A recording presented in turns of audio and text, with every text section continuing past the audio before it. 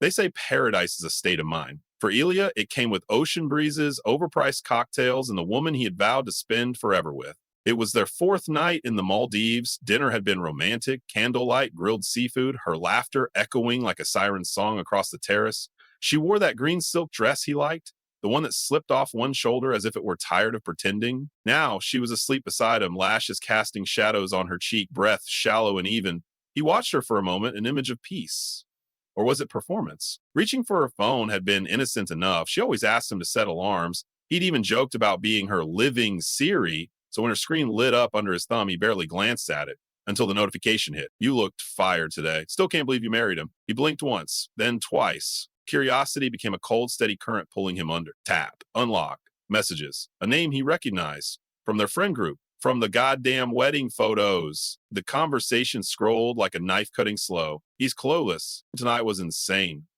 He was so good at faking it. Tell me when he's out diving again. I want seconds. Ilya stared at the screen, his chest rising and falling in a steady rhythm that betrayed none of the chaos beneath. No shouting, no slamming doors, just stillness. He opened notes titled, a new entry, checklist plan B. A bulleted list began to take form. He forwarded the chat to himself, then to a hidden folder in his cloud.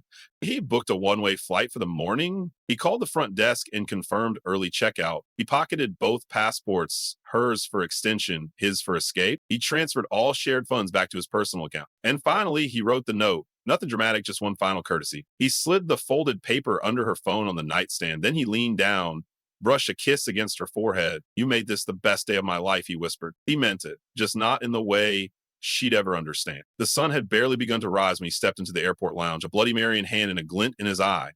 He opened Instagram, uploaded a photo of the tarmac, tagged the location, back home. Best morning ever. He watched as the view count began to climb. The note was the first thing she saw. Liza blinked against the soft tropical light pouring through gauzy curtains, still sticky with sleep and last night's illusion of intimacy. She reached for her phone. Gone? No, not gone. Sitting neatly beside a folded piece of hotel stationery. Her fingers trembled slightly as she opened it. You always said you needed to find yourself. Consider this a head start. The passport's with the front desk. Or not, depends how soon you wake up. Confusion hardened into dread. She sat up, the silk sheet slipping from her chest. Her suitcase was still there, but his? Gone. His watch? His charger? The gentle clutter of coupledom that once filled the room with warmth? Erased. Liza stumbled to the closet, empty. The bathroom cold. No toothbrush, no damp towel. Then the realization hit her like a rogue wave. No money, no cards, no ID. She yanked open her purse. Nothing but lip gloss and delusion. Her hands gripped the nightstand. Her breath became sharp, shallow gasps. She dialed his number. Straight to voicemail. Again.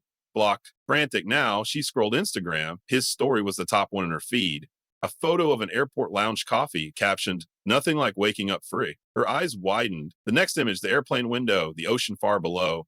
Then a video, him sipping a drink, sunglasses on, smiling at the camera. And finally, a still selfie with a caption, note to self, trust your instincts. They're rarely wrong. A scream caught in her throat, but never left her lips. She scrambled to the hallway, barefoot, robe flapping open as she raced toward the elevator. At the front desk, the polite young man behind the counter smiled. I need my passport, she blurted. He tilted his head, confused. Your husband said he was extending your stay and would handle everything, but he left early. We assumed you'd be checking out later. No, he took listen, I need access to, can I call the embassy? We'd be happy to help you get in touch with the consulate, the man said, his tone far too calm for the emergency playing out in her head. Back in the room, reality closed in. The website's icon had disappeared from her home screen, reinstalled it, logged in, dozens of group chats. And at the top, family, friends, work peeps. She topped it and froze. Screen grabs from her phone.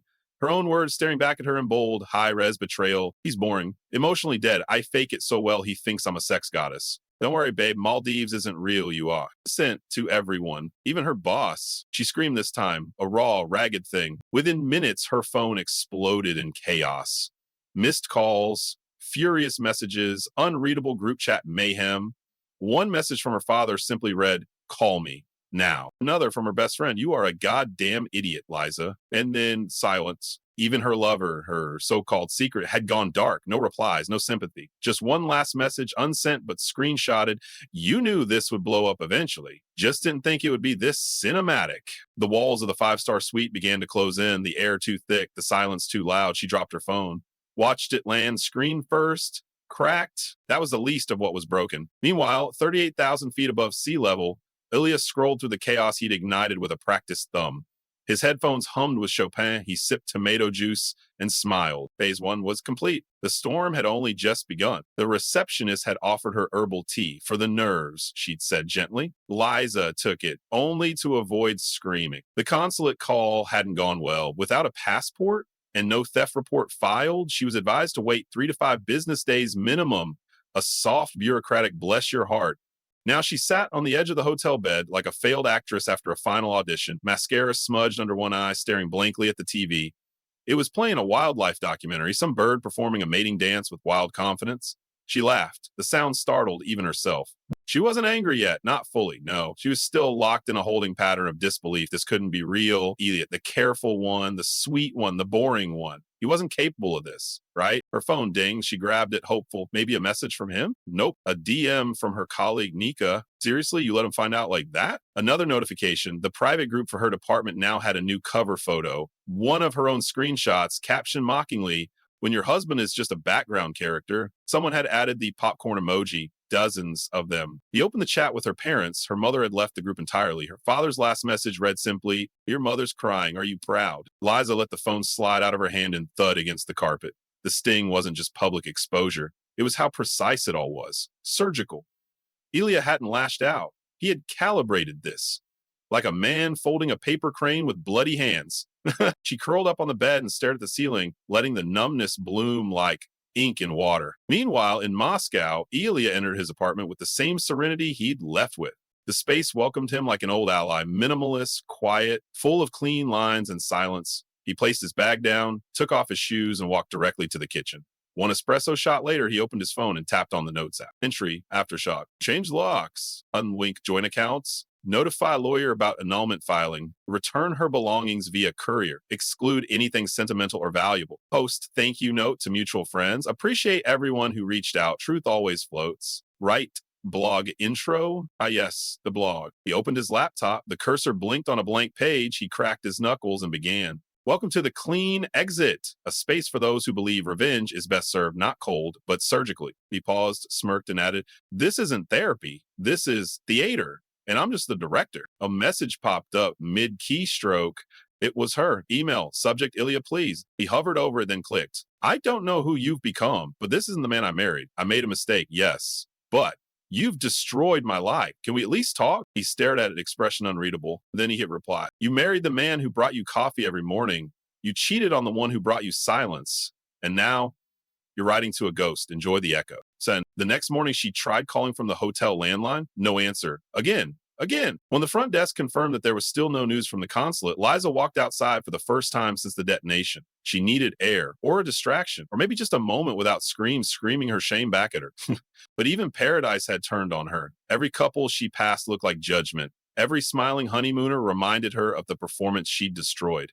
Then a voice behind her, "Liza." She turned blinking into the sun. It was Maxim, the lover. The mistake. He looked like someone who'd seen a ghost he wasn't ready for. "I heard you were still here. Some of our friends, they forwarded things." She laughed bitterly. "Oh, good. You got the memo, too." Maxime looked uncomfortable. "Listen, I didn't know he was going to expose both of us." "No kidding." She stepped closer. "Did you even try to delete our chats? You knew I never cleared my messages. You knew he was smart." He shrugged. "I didn't think he had it in him." "Well, he did." A pause. "Then, I'm sorry." "No, you're not. You're just next in line to be embarrassed. He hasn't even started with you yet." That landed. Maxime shifted nervously, then walked away without another word. Liza turned toward the ocean, shielding her eyes. It shimmered in mocking indifference. Back in Moscow, Ilya finished scheduling the courier to drop off Liza's remaining belongings. He included no note, no explanation. Only one addition in the envelope, a single black and white photo of their wedding day, slashed diagonally, not burned, not ripped, sliced, clean, final.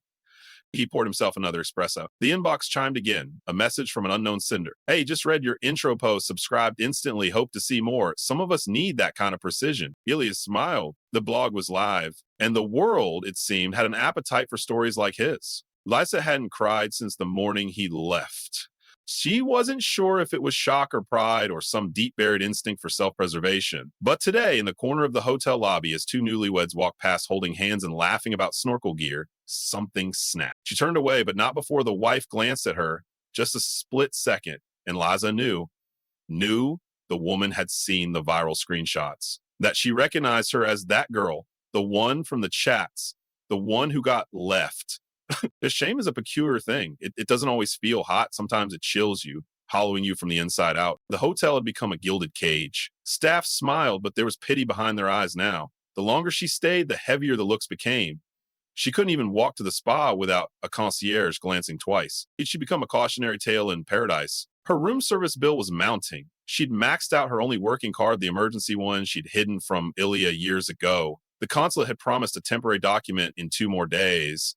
But even then, she wasn't sure what she was returning to. Moscow didn't feel like home anymore. Nothing did. She opened her phone. Again, still no response from Ilya. Not to the apology, not to the voice note she recorded at 3 a.m., pleading and ugly in its honesty, not even to the simple pleas, all left unread.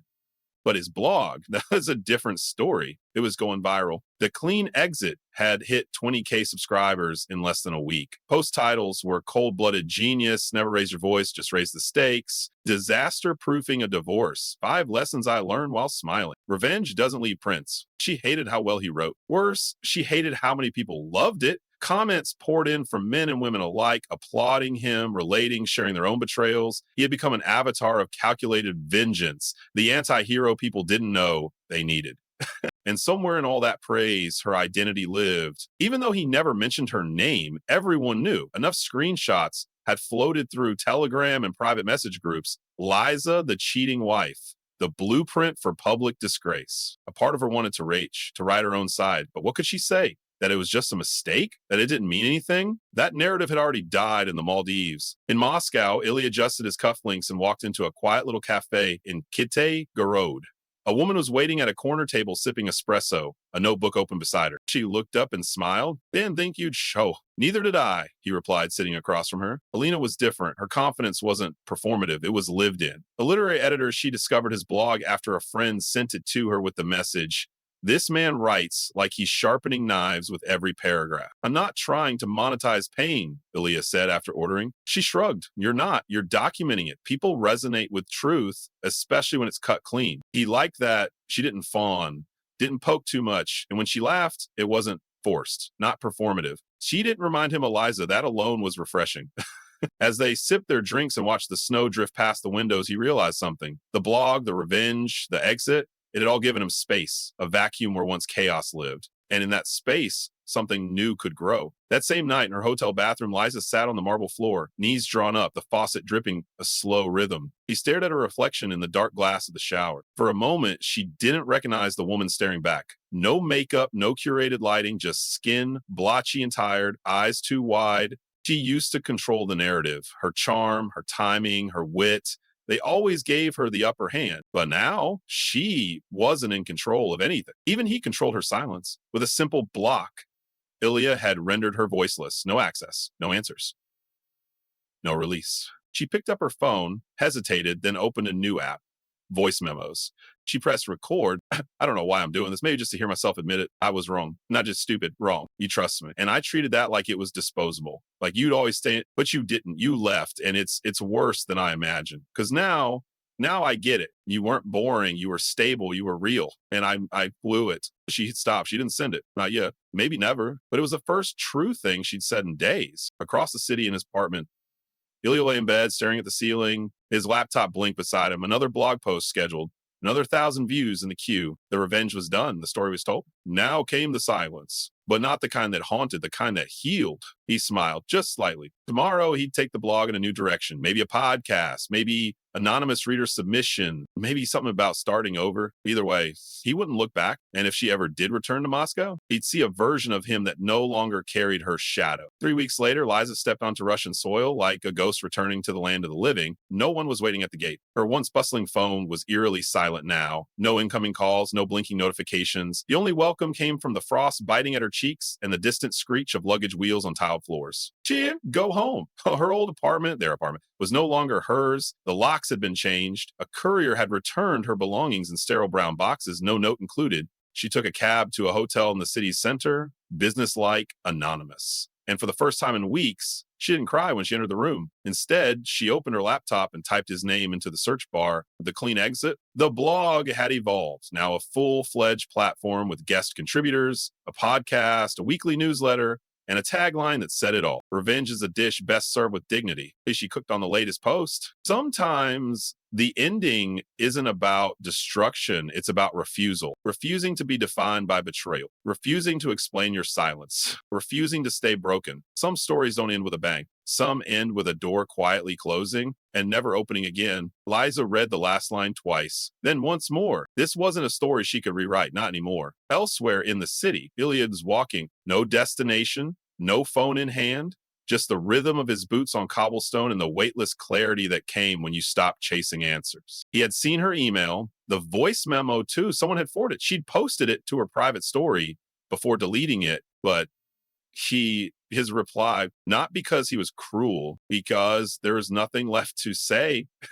Some lessons aren't taught, they're absorbed, drip by painful drip, until the person you once were erodes into someone unrecognizable. He wasn't angry anymore. That had burned out weeks ago. Now there was just space, quiet, confident space. He walked past a bookstore and paused. In the window was a promotional poster for a new memoir on betrayal and healing. A familiar name was in the bottom corner, small font, sub-editor, Elena. He smiled and stepped inside. 2 days later, on the other side of the screen, Liza opened a new document. She didn't know what she was writing yet, not exactly, but it wasn't a plea and it wasn't a defense. It was just her story, told plainly, not to be forgiven, but maybe to be understood. Maybe because there was no revenge to chase anymore, no narrative to reclaim. She had lost that war with the first notification that lit up his screen. What she did have now was a blank page. And sometimes starting from nothing is the only honest beginning. In a quiet apartment filled with light, Ilya set his phone down after the latest podcast recording. The closing line still echoed in his mind. Healing isn't loud. It's not a scream or a punch or a headline. It's walking away and not needing to look back. It's building something new without telling the ruins. He poured himself a drink. There'd be more stories. More broken hearts, yes, but also people learning to rebuild. Quietly, deliberately, without drama. He took a sip and looked out the window. Snow was falling, and somewhere out there she was probably writing too. Not to catch up, not to undo, but just to begin. And that he thought was enough.